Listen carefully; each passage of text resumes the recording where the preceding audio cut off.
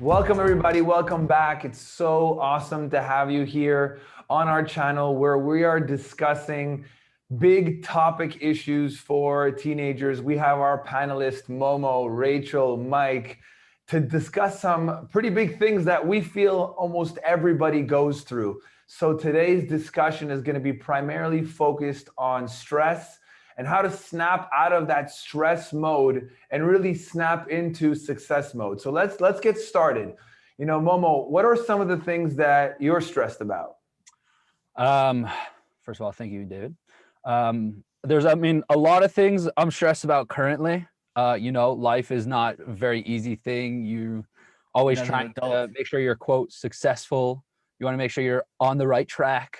You don't want to disappoint those around you, so on and so forth. But thinking back, I had a lot more stressful times when I was like 15 or so, 16 or so. There was like this one major issue where for the longest time, all I wanted was my parents' approval, and I wanted to be the perfect son. And it caused this huge rift between me and my parents because I started hiding anything that I thought would not meet their approval standards. So at one point, I actually had a girlfriend. And they always said, had a girlfriend? You actually had a girlfriend. Surprising as it is, Momo, landed myself a girlfriend. It was crazy. Okay, The world shook, but I hid it. Hey. But yeah, so I hid it from my parents because I didn't think they'd approve. They said, focus on schoolwork, focus on yourself. Girlfriend's kind of just going to complicate things at a young age, etc. They weren't really wrong because it ended up complicating things because I was hiding it from them. But either way, it went on for about 3 years. I hid a girlfriend for 3 years from my parents, and they had no idea. But are we sure she's real, Momo? Are we sure she's real? She goes to another school.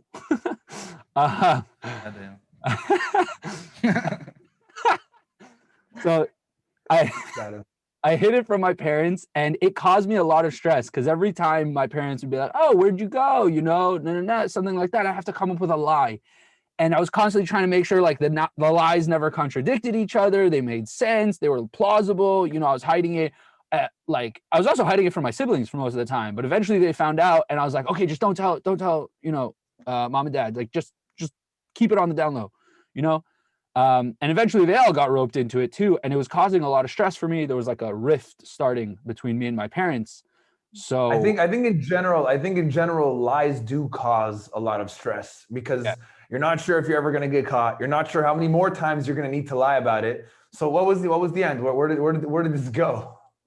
I hid it continuously for 3 years, from about 15 to 18. And then I moved to Toronto for a year. I was doing some volunteer work. Either way, so I ended up actually breaking it off with her before I moved because I knew the long distance thing wasn't really going to work. I didn't want to hold each other back, etc. I just graduated high school. It was a very new time of my life. I was going out into the world kind of deal. So we broke it off. And about 6 months into that year away, I actually did a lot of introspection and work and realized, maybe it's time to come clean to my parents, start, bridging the gap between us. So I actually told them from Canada over the phone that I'd been lying to them for 3 years. Wow. And yeah, listen, thankfully they were very loving. They're your parents. They love you unconditionally, hopefully. And they said, honestly, we're just really sad that you felt like you couldn't come to us with this, we might not have liked it, but we would have tried to support you kind of thing. And in that moment, I realized, oh my God, I could have saved myself so much stress and anxiety. I literally at one point felt like throwing up most nights because I would look my parents in the eyes, lie to their face and walk away. And then I felt like I was just going to puke all over the floor. That's how much anxiety was built up inside of me. But yeah, we worked it out. After that, I started coming to them with a lot more things. And thank God we have a great relationship to this day.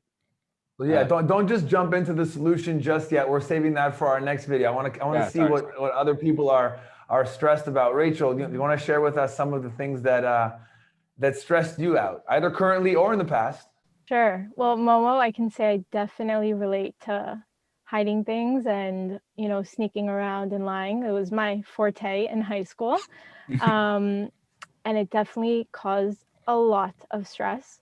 But I was thinking what situation, and I don't know if it's relatable or not, but I remember in high school, I got into a crowd that some of my other friends were not a part of, but they were the cool kids that were not actually that cool. But I got into this crowd and it was a mix of guys, girls, and the guys were a bit older than me. And one day and one of them was in a relationship with somebody else. And then most of them were single, whatever. So one day I was sitting in history class. I think I was in my sophomore year, so I was 16. And I get a call from unknown number. So I go to the bathroom, answer, and it's this girl that the guy was in a relationship with. I was not friends with her, but she was in the same crew. And she starts accusing me of cheating with her boyfriend. And I'm like, wait, what? Like, I was shocked, first of all, because I thought they were still together. So she says, yeah, like we broke up because he was cheating on me and you're who he cheated with. And I was like, I don't know where you got that from. I personally thought you were still together up until this second. I haven't seen him in God knows when. Like, I don't text him, I don't Were call you were him. you were you close with her, or she was just part of the group? No, Like this was a good. I was not close with her. I didn't even have her number saved. Like, never spoke to her. She was just my friend's girlfriend, if that makes sense. So Got it. I was friendly with her boyfriend because my ex was his friend, but whatever. We were in the same group, if that makes sense. But whatever, she The calls me. Rachel Chronicles. This is the Rachel Chronicles. We're getting to know you real well. Yes. Real well. Okay, so She starts basically you got accusing me accused for doing something that you didn't do. that Did I she didn't did she do keep it that. private, or did she That's start crazy. talking about it with other people? Oh, so she accuses me, and then I say, I really, first of all, I'm so sorry that that happened to you, but I have no idea. Like, it wasn't me. I don't know if it's true. Where did you hear that from? And she's like, I've been hearing things that, and all like paths lead to you. And I'm like, what the fudge? Like, I promise. And I started getting so scared because her friends, we went to different schools, but her best friends went to my school. So all of a sudden I'm stressed. Like, I was a people pleaser. I'm working on it. But I Also was stressful, also super stressful to be people very pleaser. Look, everybody's Yo, like, yes. Yeah. that's like Been the there. worst. That's like the worst thing that like any teenager could go through. Like the idea that you always have to pleasure people Oh my God. off their vision. It's crazy. Yeah, so this Crazy you went was through that. literally like the opposite of people pleasing. This girl was so mad at me for something I didn't even do. And her best friend started following me around school. I had to have like bodyguards, like my friends would like circle me to protect me Oh from God. her friends. And then I actually texted the boy saying, like, I don't know what's going on in your personal life, but she's really mad at me for something I didn't do. Did you tell her something? And he's like, no, I don't know what she's talking about. We're still together. And I'm like, what is going on here? He's like, she's Oh my lying. God. And I'm like, this is too much for me to handle. And also, so I was a people pleaser. And also, I didn't like telling anyone anything about my life. So, like Momo, I hid everything from my family, from. Okay, you're Cool, get cool. calls. Continue. Hid everything from my closest friends that I grew up with, but I never felt like they would understand my struggles. So I kept it to myself. Wow. And then I realized, and then one day someone calls me and said, like, Rachel, there's a recording of you talking to this girl that everyone's listening to, of you saying that you cheated with her boyfriend. And I was like, oh my God. I thought my world was ending. I thought, that's it. Like, I'm hiding in a cave. I'm never coming out. Sounds like an You episode of created drama NCIS. about The what's going on. the reason it got cleared up, which was so shocking, was one of my friends admitted that she was the one that cheated with the boy. Plot twist. I was in the Plot twist. picture, but then I was pissed at my friend because she hid this from me and that she did this thing and that I got blamed for it. But now we're good friends. But that was definitely very stressful because I felt like I was displeasing people that I didn't even care about. I don't know why we feel such pressure to please people that aren't even important factors in our lives. And B, I was keeping it to myself. I wasn't open and I wasn't asking for help from anybody when I know that I was loved and I had people that cared about me, but I couldn't see it at the time. So I had to struggle alone. And I'm sure you guys. That was quite descriptive, and there's definitely some drama going on. We get news that a recording popped up of you, and then you were saved by your. Anyways, long story. Lots of stressful situations going on there. And last, Mike, we want to hear from you. What were you going through that caused lots of stress? Yeah, I first want to say, like, what Rachel just shared, it sounded like it was out of like a Mean Girl movie, like ripoff. That's like crazy that you went through that. I'm so sorry. That's crazy. I guess I really like reflect, you know, because now I'm 19. I just graduated high school. I'm now entering college. And I kind of reflect like this kind of time, you know, between 13 to like your early 20s, like this teen year that you go through.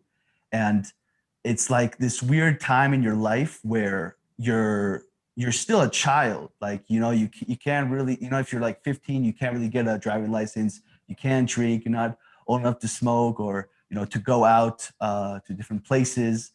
But in the other hand, you're also like in this place where you're seen as you need to be mature and you need to know what you want to do in life. And it's like when you're in that age, and let's say you talk to someone older and you give your opinion and your view on something, it's like you're seen as if like it's not like your opinion doesn't really matter because I'm older and I know more than you and I know better than you. But then when like real issues comes, then you act like your age, they're like, oh, like why are you acting that way? So it's like, and then also you know you go through like finding yourself between those, like as an adult or a child. And I think I went through that through high school. And I mean, in my high school, I don't know if anyone else had this, but in my high school, how it was based off groups. And every group had like a rank, kind of like Pokemon, like different levels. You know, if you go to like level 40, you evolve to stage 2, like all that stuff. It was there, you know, and like, so you had the jocks, you know, the cool kids who would party every week, who would basically be in the soccer team, basketball team. Then you had also there was like cool guys, and there was like group of guys and girls. It was like weird in my high school. So you had that. Then you had like groups who were like nerds, who were basically smarter than everyone, but like really awkward, I guess, in real life. And they were seen as not cool. And then there was like another group under that. So it was like how like you grow up in high school, how I grew up in high school was always thinking, okay, I have to do these things for me to be cool. And like and the thing is that I always want to be with the cool kids because that was always seen as the better thing to do. So what I would do, I would basically, you know, pretend to be something I'm not. So I would go to parties all the time. I would drink every week, you know, I would hang out with the wrong groups, you know. And what would happen that eventually I graduated from high school and I realized like how that was all a waste of a time. And basically like those people who were considered cool going through high school today are like losers who are like not in college. They don't know what the hell they want to do in life. They're like completely on the other side of what you would think they would become. And those kids who were like nerds, not really, I don't believe in that kind of term, but like, you know, were basically the ones going to college, doing the right decisions, you know, like getting into relationships, building themselves business-wise. And to be honest, growing up, like I would do these stupid things, you know, to be cool, to be accepted. And there were times where I acted fake for being accepted. And even though, like, to be honest, I like throughout high school, I actually connected way more with the nerds, you know, the not cool kids. But because I love that you broke it up into categories like nerds and jocks, which is kind of like how Hollywood does it. But if you look at it deeply, and this is something we're going to get into in one of our other segments, it's all based on desire, right? The people that have the same desire always float together.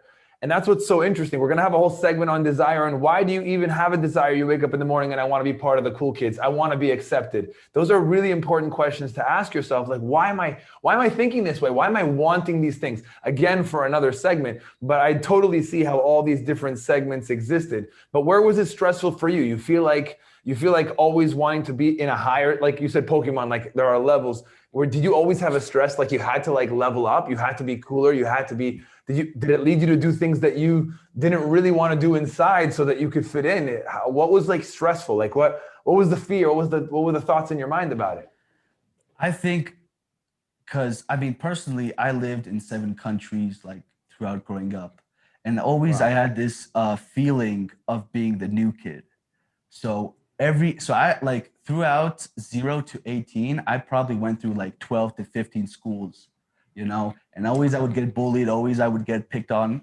And like every new school, every new place I would go, I would just have this cloud of insecurities that I was so insecure and I had so much social anxiety and I just had like so much stress of like proving to people like that I'm cool, that like don't bully me because I want to be accepted. You know, it's like, I think the stress was a lot of insecurities, and that's why I thought that way. Did you also have to learn new languages between certain schools? Yeah, and it was tough. Like I used to get bullied a lot for not knowing a certain language or a certain culture. You know, I remember back when I used to live in Israel, they used to call me like like white trash, because when there's like Middle Eastern and talks Hebrew, and my Hebrew was horrible. Then I moved to Russia. I didn't know, like I was like 5 years old. I didn't know nothing about Russian, and like kids would pick on me. And I think like throughout I grew up, I always thought and believed, and I tried to see how could I fit in a system. So it's like I go into a system, how could I fit in that system? How could I, and it wasn't healthy, it was really toxic, because what happened, thinking that way, how could I fit into that system? I basically like got these different ideas and different things that made me something that I'm not. And instead of telling myself like, instead of fitting their system, how about I fit my system? How about I do what I actually love to do? How about I hang out with the people that I actually want to hang out with? Instead of doing that, I had this toxic, you know, these ideas because I was so insecure and because I went through that kind of intense life. But I feel like throughout everything, like it's just a learning process, you know? And I think it's really the insecurities that I built up that went to that. Wow. Totally. And I think everything that you guys shared, whether it's hiding things, whether it's being a people pleaser, whether it's wanting to fit in a certain clique, whether it's being bullied for not understanding a language and not knowing if you're going to go to school and have a good day or a bad day, not because you didn't pay attention, not because because people might not accept you. It's just a stressful way to live life. And really the whole idea about these segments that we're doing is how to be able to have the tools that we need to snap out of that stress. Because I'm sure everything that, Momo, everything that Rachel and Mike shared today, we all have been in some way or another through a stressful situation like that. If we don't, even while they were talking, if 100,000 things that we were stressed about didn't kind of come up, what we wanted to do is to give you a different perspective, right? Because we all know the stress perspective. We think about it. We're constantly consumed in our mind with how do we get out of the situation. And we honestly, when we're stressed, most of the time, tell me if I'm wrong, guys, we make it worse. When we're stressed, you make a decision that doesn't lead you out of stress. Usually it leads you to more stress. There's a downward spiral. It's a spiral. So what we wanted to do in these sessions is to give you a different perspective, and we'll call it a light perspective. So if stress is heavy, we're going to talk about a light way to see stress, so that ultimately you will be able to turn that stress into success. So what I would recommend you doing is joining us for our next segment of the stress, our part 2 of the stress, in which we talk about a different perspective on how Momo, Rachel, Mike dealt with these stressful situations. What was their consciousness, either looking back and seeing what they did wrong and how they could have acted better, or what they did to see the light perspective of what they were stressed about. So join us for our next segment. We look forward to seeing you there. And thank you guys for watching and connecting with us so far. Thank you, Momo, Rachel, Mike. We'll see you. Thank you, Dave. Thank you, everyone. See you guys next video.